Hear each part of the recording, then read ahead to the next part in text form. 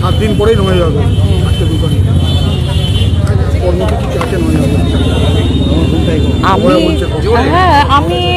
আমি কি করছি, আমরা ওই হাজরা মোড়ে যাব, কালীঘাটের ওইখানে বাবার ওই মিছিল করে। তো আগের বার যখন আমরা মিছিলে ওই আফটার কসবা ল কলেজে আমাদের যখন পুলিশ আটকে দেওয়া হয়েছিল, তো এইবারে আমাদের যদি আটকে দেওয়া হয় আমরা কিছু শুনবো না, আমরা কিছু মানব না। কালীঘাট অভিযান ওরমভাবে তো বলা হচ্ছে না, হাজরা মোড়ে জমায়েত হচ্ছে। সুতরাং এই কর্মসূচি তো আমি তৈরি করছি না, আমি থাকবো আমার মতো করে আমার প্রতিবাদ জানানোর জন্যে। তারপরে যেদিকে যাবে সেদিকে, যেই স্রোতে যাবে সেদিকে যাব। আপনি নারীদের বললেন আরো শক্ত হতে লড়াইয়ের দিকে, কিন্তু আমি সবাইকেই বলেছি, নারী আলাদা করে আমি নারীকে বলছি না, তো আমি মানুষকে বলছি যে এখনো যদি আপনারা না জাগেন কবে জাগবেন।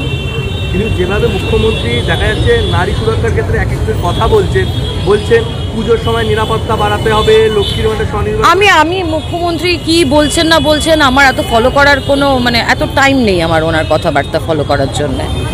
সুতরাং উনি অনেক কিছুই বলেন, প্রভু তো মিথ্যে কথা বলেন, প্রভু তো ভুল কথা বলেন।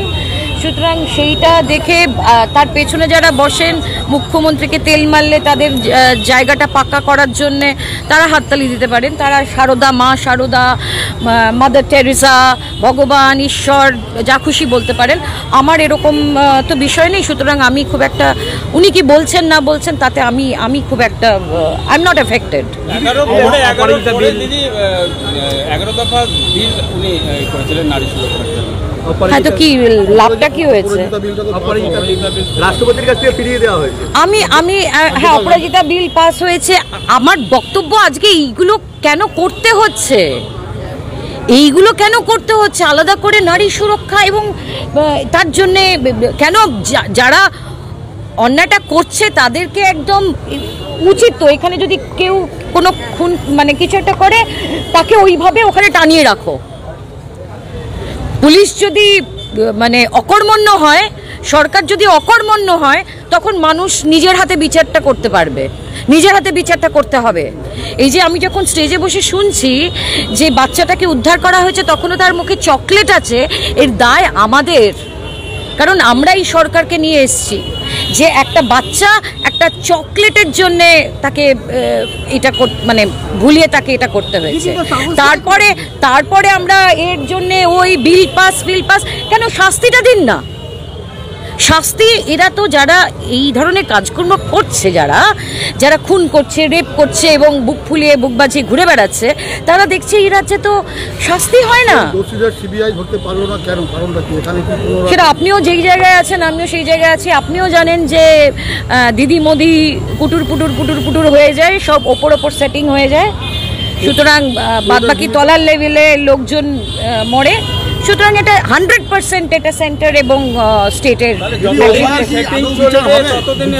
এটা না একটা অধঃপতন সারা পৃথিবী জুড়েই হচ্ছে, আমাদের দেশে হচ্ছে, আমাদের রাজ্যে হচ্ছে।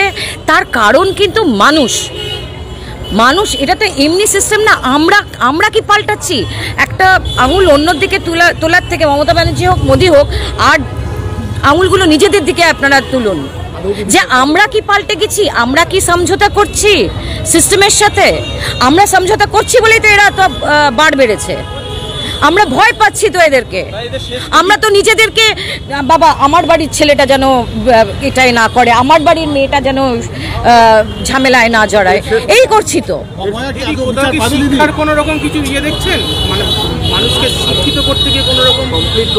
আমার কোনো দায় নেই মানুষকে শিক্ষিত করার। আমি তাকে অ ক খ শেখাতে পারবো না।